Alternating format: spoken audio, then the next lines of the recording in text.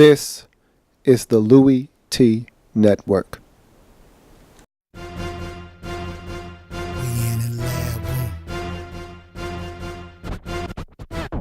Man, I love some football. Man, I love some football. My favorite week is week 1, cause I'm watching football. First comes the preseason, and I don't take a day off. And then it gets even better when your team makes the playoffs. 32 teams go hard for one thing. They work for one thing. That Super Bowl ring. 32 teams go hard for one thing. They work for one thing. That Super Bowl ring.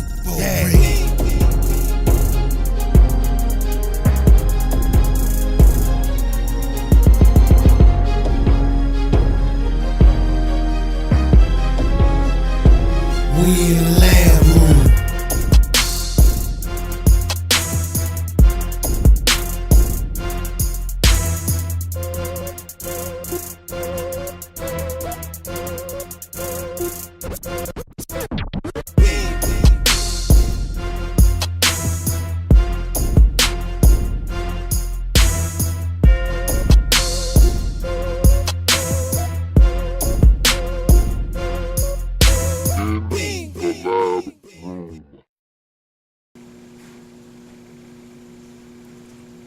Who else could it be but me, your man, Louie T? Welcome, you are in the lab room. I'm your host, of course, Lou. Thank you for joining me. Week number 1 in the National Football League.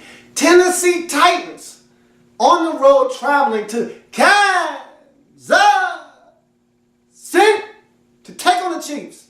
And I talked about this game in my Pick'em Weekly segment, and I said I thought that Tennessee could sneak into Kansas City and get a W, man. And that's exactly what they did. But they took this W by blunt force and brute force. Not so much tiptoeing, more like stomping in, kicking in the door, waving the 4-4.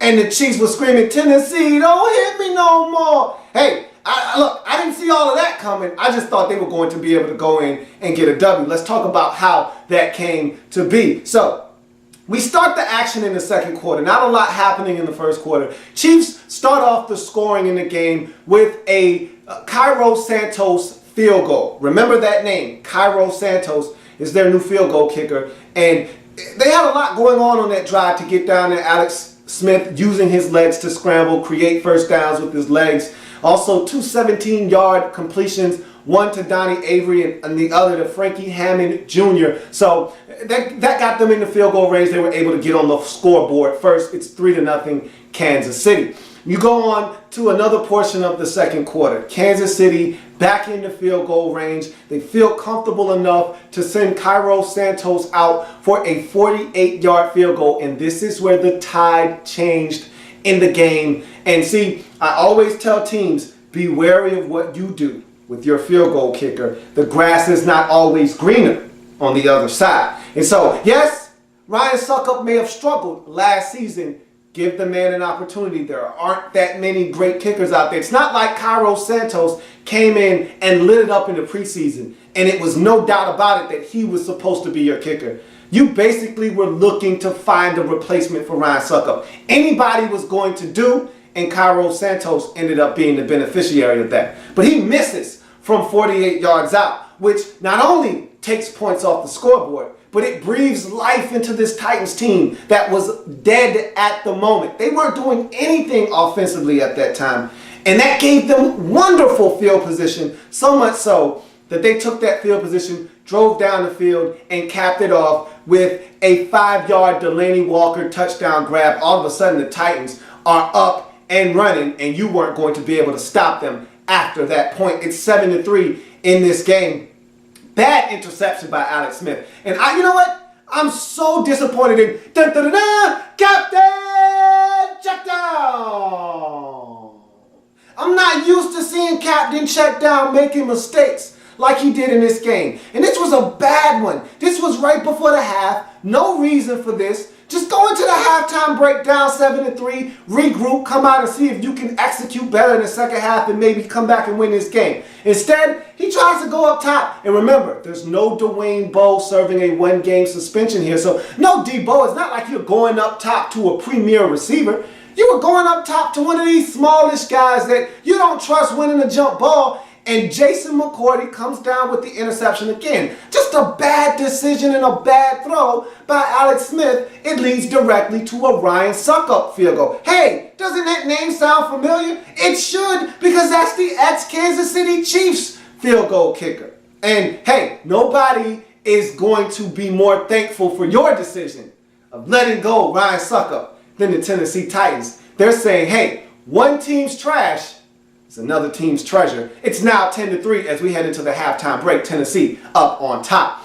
We come out of the break, 40-yard pickup by Justin Hunter. And I think he's going to be the catalyst for the success of this team offensively. To me, he's the big play guy. I know Kendall Wright has speed and can do some things, but Justin Hunter, for me, is the guy that has the most tools to become a number one receiver on this football team. That 40-yard gain ignited a touchdown drive, and you saw Dexter McCluster, another ex-Kansas City Chief, giving it to his former team. He had some nifty runs on this drive that led to a 7-yard Kendall Wright touchdown grab. It's now 17-3. And the way Kansas City is playing on offense, that 17 points and that 14-point lead looks like it's a pretty tall task to ask them to come back from. Now, you go to another interception, and again, I'm not used to seeing dun-dun-dun-dun, Captain Chuck down. Turn it over like that. He's my favorite quarterback superhero. And yet, he's out there trying to be something that he's not. He's turning the football over. The second of the day for Jason McCourty. This leads directly to another Ryan Suckup field goal. It's now 20-3 in this ball game. So if you're Kansas City at this point now, you're in full-out desperation mode. And here's why. Fake punt reeks of desperation by the Kansas City Chiefs. Not only does it reek of desperation, it's unsuccessful. So you give the ball back to Tennessee. They aren't able to capitalize off of that mistake.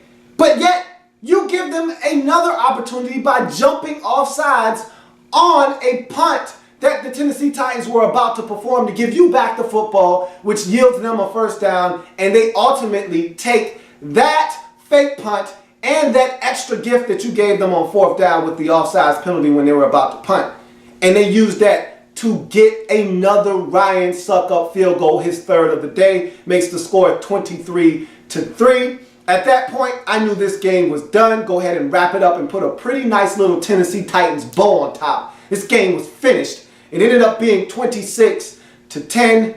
Tennessee went into Kansas City and did exactly what I thought they could do, which was win. I didn't expect them to do it so convincingly, but I knew they could win this game because the Titans showed me something last year in week 1 when they went on the road to Pittsburgh and got it done in a very hostile environment. And I said, this Kansas City Chiefs team isn't as good as they were last year, and this isn't the last place schedule like you had last year, and you don't have the same amount of talent that you had a season ago. Things are going to be different, and this game proved all of those things to be true. Big win for the Titans on the road as they now go home to face the Dallas Cowboys, 1-0 on the season. Meanwhile, the Kansas City Chiefs, it's not looking very good for them. They're 0-1, and now they got to travel out to Mile High to take on Peyton Manning and company as they have to try to see if they can right the ship within this division on the road against the Sheriff. Good luck. You're going to need it. And that's going to do it for this review of Kansas City hosting the Tennessee Titans. If it happens in the National Football League, whether big or small, we cover it all here in the lab room. I thank you for joining me. That's going to put a bow on week 1 in the National Football League. Hey, enjoy the football. Thursday night football coming up later on in the week. Have fun, and we'll do it all over again next week. Until then, have a good one. See you next time.